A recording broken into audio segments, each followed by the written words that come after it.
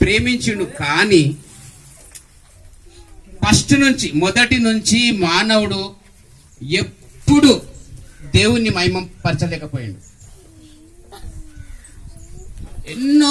ఎన్నో సార్లు దేవుడు మానవుడు ఇకనైనా నన్ను గణపరుస్తాడని చెప్పేసి చాలా వెయిట్ చేశాడు. కానీ ఎప్పుడు దేవుని గణపరచలేకపోయాడు మనిషి. ఆది కాలం నుంచి దేవుడు ప్రేమించి ఆహారం ఇచ్చి ఆయుష్ ఇచ్చి అన్ని విధాలుగా ఆశీర్వదిస్తే ఈరోజు ఇంత వర్షాలు ఇచ్చి ఇంత పంట ఇచ్చి ఇంత చేస్తే కూడా దేవుణ్ణి గణపరచలేకపోతున్నాడు మనిషి. మొదటి ఆది కాలం నుంచి దేవుని ఉద్దేశం మనిషి మీద ఎంతగానో ప్రేమ పెట్టుకొని మానవుణ్ణి ఏ విధంగా అయినా ఎదిగింపజేయాలి, ఎంతైనా తృప్తిపరచబడాలి మానవుడు అని చెప్పేసి ఎంతగానో అనుకున్నాడు దేవుడు. కానీ ఏది మానవుడు చేయలేకపోయాడు. ఆది కాలం నుంచి ఎంత ఆశీర్వదించినా కూడా దేవుని మహిమపరచకుండా ఒక వస్తువును మహిమపరచడం జరిగింది. ఎంత చేసినా కూడా వస్తువు వరకే వెళ్ళిండు. కానీ దేవాది దేవుడు పైనుంచి నాకు ఈ విధంగా నన్ను కాపాడుతున్నాడని నమ్మలేకపోయాడు, ఆయన గణపరచలేకపోయాడు. దాని వల్లనే ఈరోజు యేసయ్య ఈ లోకంలో జన్మించవలసి వచ్చింది. ఎందుకంటే ఆది కాలం నుంచి ఇజ్రాయెల్ దేశాన్ని కూడా పాలతీనలు ప్రవహించే దేశానికి వెళ్ళమని చెప్తే దేవుడిచ్చిన ఆహారం మన్నా తిన్నారు. కానీ ఆ కృతజ్ఞత చూపలేదు దేవునిపై. దేవుణ్ణి ఎంతగా ఆరాధించాలని దేవుడు కోరుకుంటే ఏదో ఒక వస్తువు రూపకంగా వస్తువుని చేసుకుని దాన్నే మహిమపరిచారు. కానీ దేవుని మహిమపరచలేకపోయిండు. ఇప్పుడు కూడా ఈరోజు క్రైస్తవులు కూడా మందిరానికి వెళ్తారు. కానీ ఈ మందిరం వాళ్ళంటే ఆ మందిరాలు ఇష్టపడరు, ఆ మందిరం వాళ్ళంటే ఈ మందిరం వాళ్ళు ఇష్టపడరు. ఆ సేవకుడు అంటే ఈ సేవకునికి పడదు, ఈ సేవకునికి పడదు, ఈ సేవకుడు అంటే ఆ సేవకునికి పడదు. దేవుడు చెప్పిన విషయం ఏంటంటే మిమ్మల్ని ఒక్కరినొకరు, అంటే నేను రెఫరెన్స్ చెప్పలేకపోతున్నాను, మన్నించాలి ఎందుకంటే సమయం లేదు.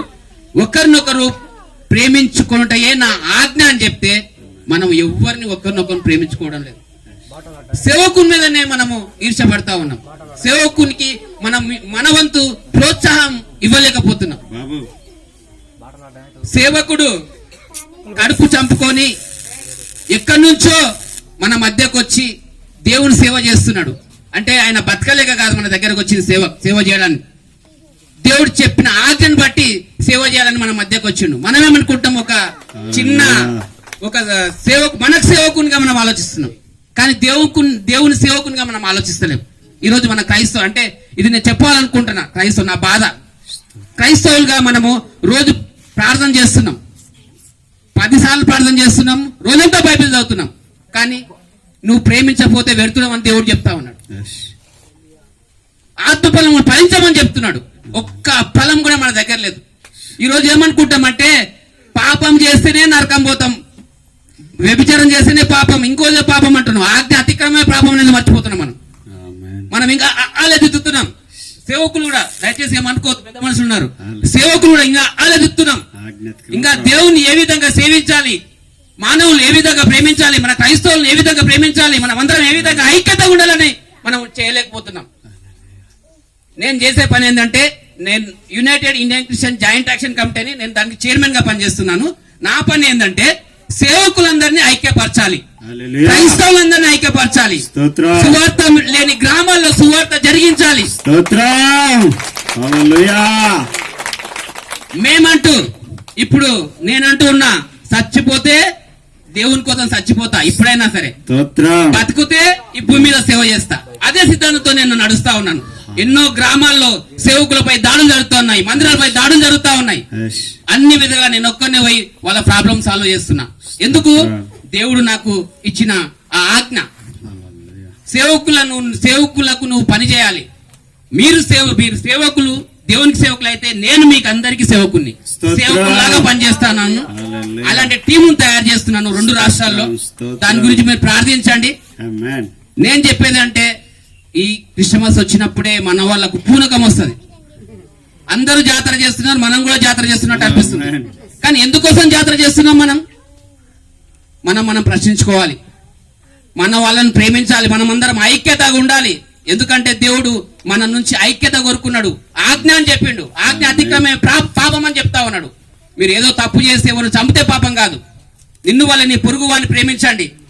ఎవరైతే బీద వాళ్ళు ఉన్నారో వాళ్ళకి సహాయం చేయండి. 10 జతలుంటే ఒక 4 జతలు బీద వాళ్ళకి ఇవ్వమని చెప్తున్నాడు. అలాగా మా టీం కూడా ఆ విధంగా పనిచేస్తా ఉంది. అన్ని గ్రామాల్లో తిరుగుతా ఉన్నాం. ప్రతి బీద వారికి సహాయం చేస్తున్నాం. మా వంతు సేవకులకు మేము 10 రూపాయలు సంపాదించిన 5 రూపాయలన్న సేవకులకు సహాయం చేస్తున్నాం ఒక ఆపదలో ఉంటే. ఆ విధంగా మేము ముందుకు వెళ్తా ఉన్నాం. మా గురించి ప్రార్థించండి.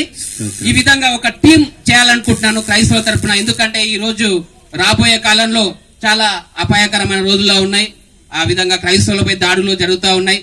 ఎందుకంటే మనమందరం కలిసి ఉంటేనే మనం ఏదైతే దేవుడు ఆశించుండో మన నుంచి మనమందరం ఇక్కడ ఏ విధంగా మహిమపరుస్తున్నాం, అక్కడ పరలోక రాజ్యం కూడా మనం అందరం కలిసి ఉండేది. కాబట్టి ఇక్కడ మనం కొన్ని రోజులైనా కలిసి ఉండడానికి ప్రయత్నం చేద్దాం. అందరూ ప్రార్థించండి. సమయం ఇచ్చిన అయ్యగారికి వందనాలు. ఇంకా కొన్ని చెప్పాలనుకున్నా కానీ ఈ రోజు సమయం అయిపోయింది. అందరికి ప్రజలు